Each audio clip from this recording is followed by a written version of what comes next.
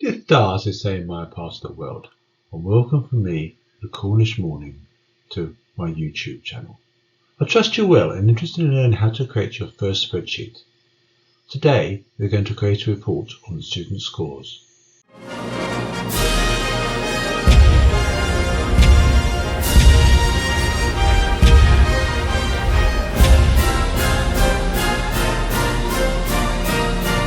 In this tutorial, we'll enter test scores for an imaginary class of students. We'll start this session with a brief resume of the Excel layout.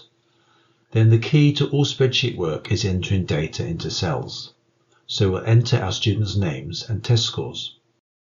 We'll then add up the scores of each student and work out the average for each test. Finally, we'll save our spreadsheet so that we can use it later.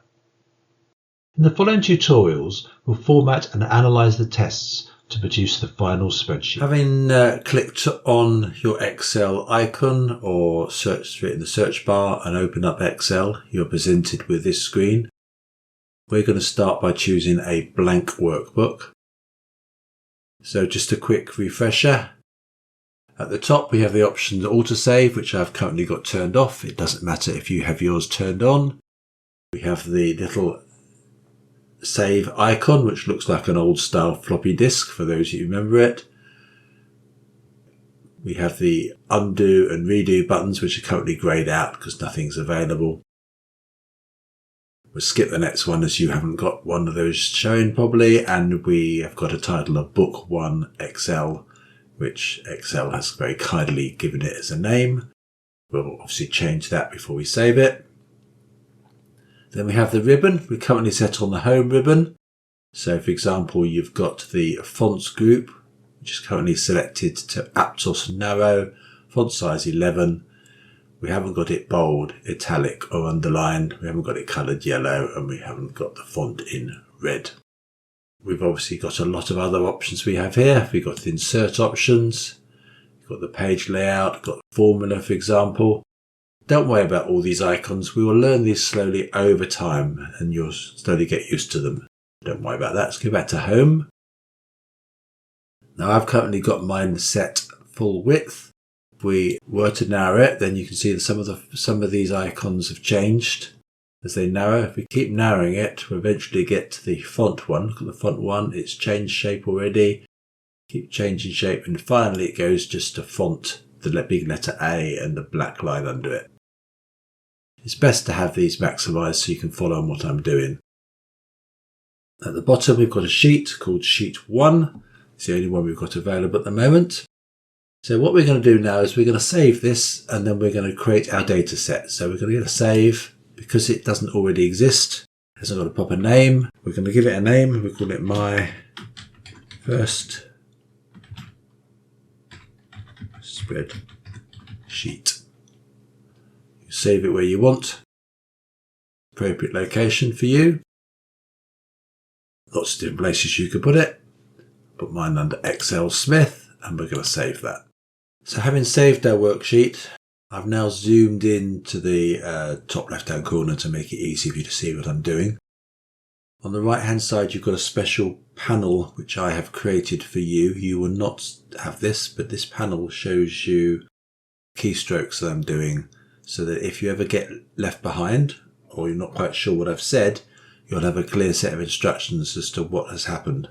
So this is the screencast. So let's quickly demonstrate that. So if I type in Fred, top right hand corner, enter, you can see it says I've entered Fred in A1. If I entered 12.5 for example, it tells you done 12.5 there.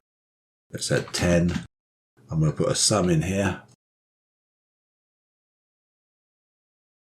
And it tells you that I've summed A2 to A3 in cell A4. So it just gives you a running commentary of what I'm doing with the oldest ones at the bottom and the newest actions at the top.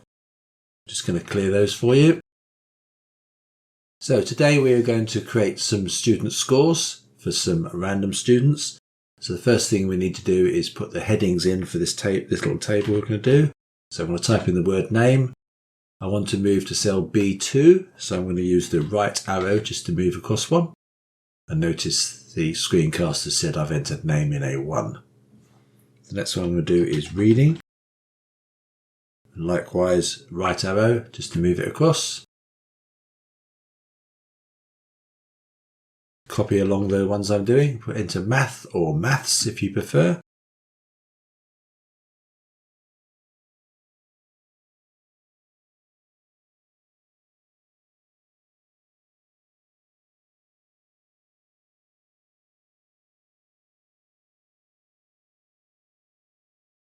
Please enter those headings as you see on the screen here. And the last one, instead of doing, when I entered total, instead of doing the right arrow, I just did an enter, which takes me to the next row down.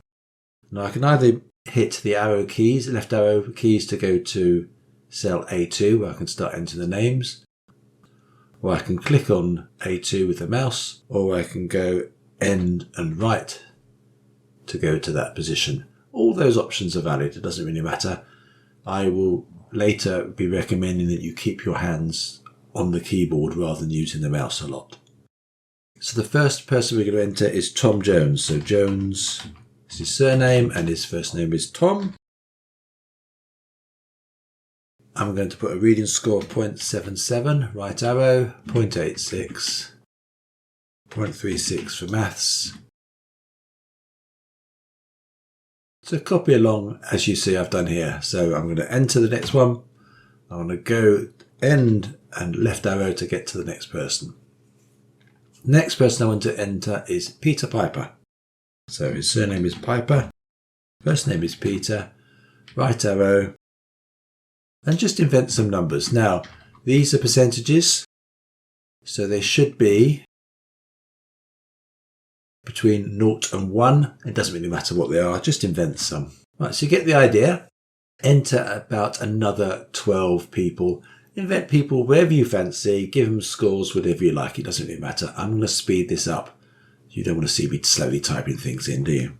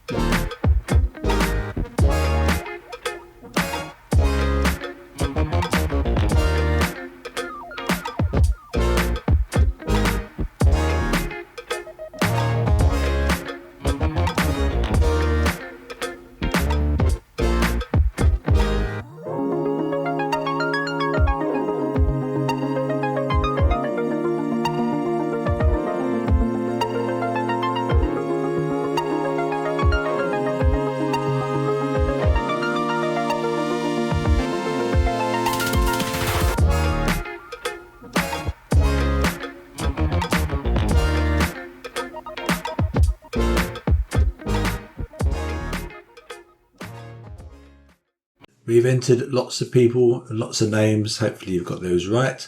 I'm going to do two things. I'll quickly save that because we don't want to lose what we've done so far. And I'm going to put an average score here. I'm going to use that later.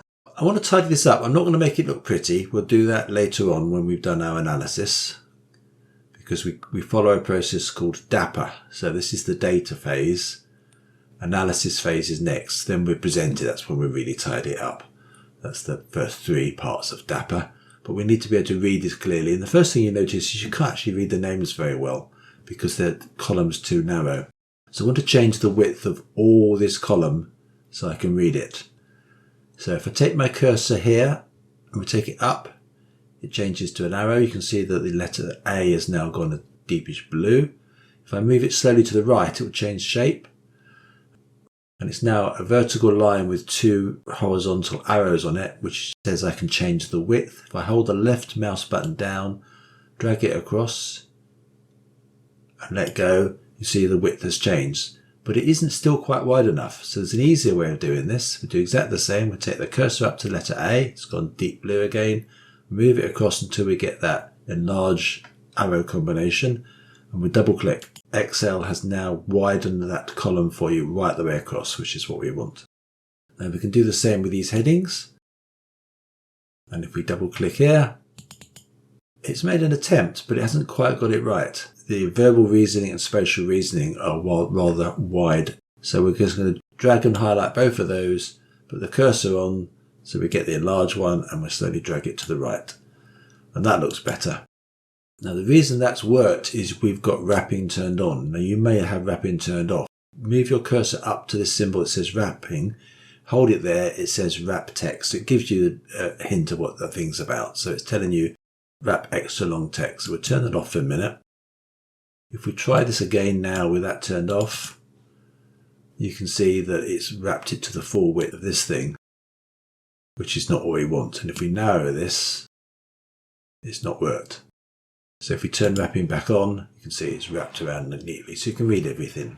You can also change the heights of the rows, exactly the same thing. If you take the cursor over here, points to an arrow, the letter 1 has gone into this blue phase, move it slowly down, then you get the enlarged arrow again, but this time it's a horizontal bar with vertical arrows, and you can do exactly the same here, but that's not what you want. So we'll put that back to its normal size. Now, we've done a reasonable job here.